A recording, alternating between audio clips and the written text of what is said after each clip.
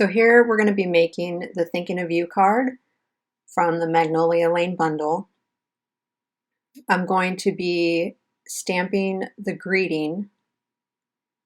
I'm going to take the Memento black ink it up, and then I'm just going to stamp it in the stitched oval.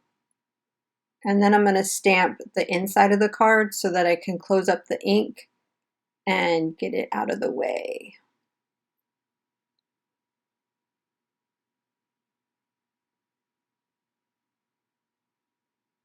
And again, I'm just using the Memento black ink for both greetings. So that way the stamping is done, and I'm going to start assembling the card.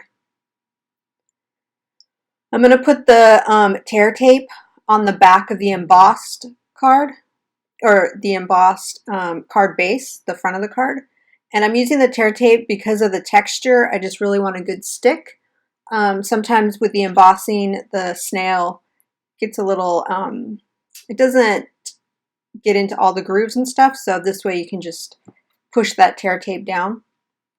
I already put the tear tape on the back of the black squares, and I'm just going to be using the snail to put the designer series paper on the black squares. The designer series paper is a little different than what you guys had. I just ran out of the exact match, but you get the general idea. Those squares are, the designer series paper are 2 inches by 2 inches, which makes the basic black cardstock 2 1/4 by 2 1/4. And again, the tear tape, because it's going on the textured paper. You're just going to find the middle and put those two on the bottom.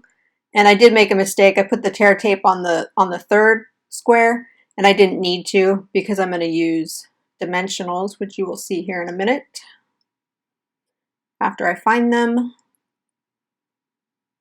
And I'm just going to add a bunch of dimensionals to the back of that. Can you ever have too many dimensionals? Probably not.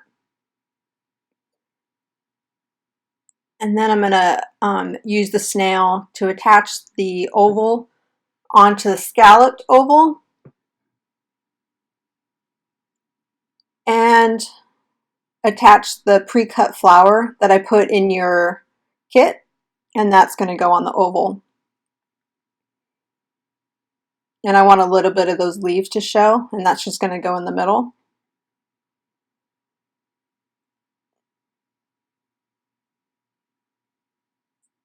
And then we're just going to want to make sure that we have enough room for that flower to be in the fold so that it doesn't go over the fold once I fold that card in half. And peeling off the back of the dimensionals, always a good time. Always takes a little bit longer when you're on camera. Not really sure why. The fingernails weren't working today.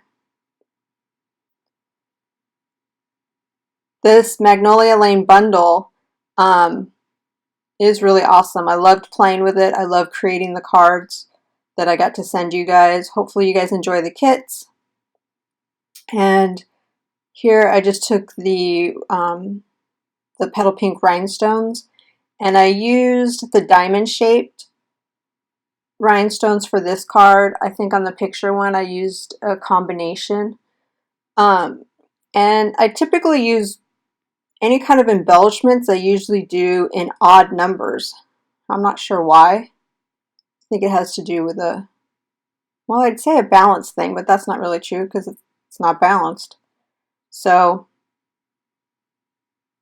and you see that last one, I was like, where do I put it? It doesn't matter, wherever you want to put it. And peel off the back of that tear tape so that you can finish up the card. And don't forget to score your card because you want to have that flat surface. If you can't get the tear tape up on one side, don't worry, just go to the other side, or you can always push it down just a little bit more to get it super sticky on the back of your paper. Make sure you're putting the front of the card on the right side. Did you see I almost messed up there? And press it down. And don't forget the inside. You're just going to snail that guy down to put on the inside. So like I said, hopefully you guys are having a great day doing some crafting here and that you like the videos. Let me know what you think.